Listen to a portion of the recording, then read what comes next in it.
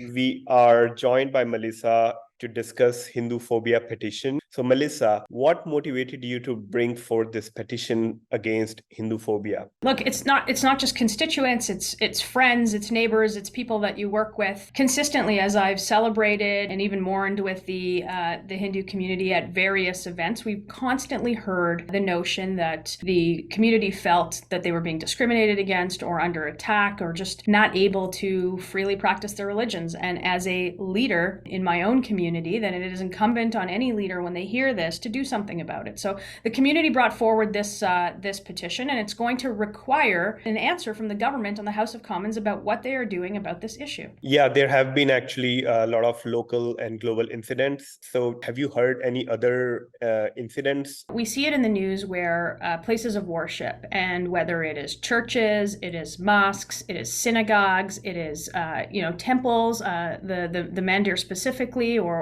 whether it's in Richmond Hill or whether it's in Brampton, whether it's anywhere in the GTA. When you have attacks on places of worship, that should concern every single Canadian, whether you pray on Friday, on Saturday, on Sunday, or not at all. If we don't have the ability to do that in this country, in a free and democratic country, then I'm afraid that we're severely going down the wrong path. And we want answers from the government on how they are going to protect the fundamental right of people to be able to pray and worship in peace and security. Well, what would be the consequences for institutions or individuals who are found guilty of promoting or indulging in Hinduphobic activities? There needs to be powerful deterrence in the system, and those who attack and promote hatred against any religious group should be punished by the fullest extent of the law.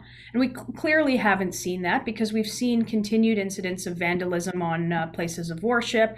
We've seen certainly incidents of targeting against the Hindu population, targeting against the Jewish population, against the Muslim population, and across Canada. And that should concern us as members of Parliament, as members of the community, and as all Canadians. And what we want to do is we want to ensure that the government has an answer to this specifically, and all incidents of hate that target those based on their religious beliefs and their values. What are you going to do if elected to combat activities or Hinduphobia in Canada? As Conservatives and a previous Conservative government, we were the government that had brought in the security infrastructure program for places of worship. And that's a really good place to start, and that's a really good place to bolster. We've seen more attacks and not less. So we want to make sure that criminals are punished, victims are respected, and that the Security Infrastructure Fund is robust enough to protect the very values of those who worship in their places of worship.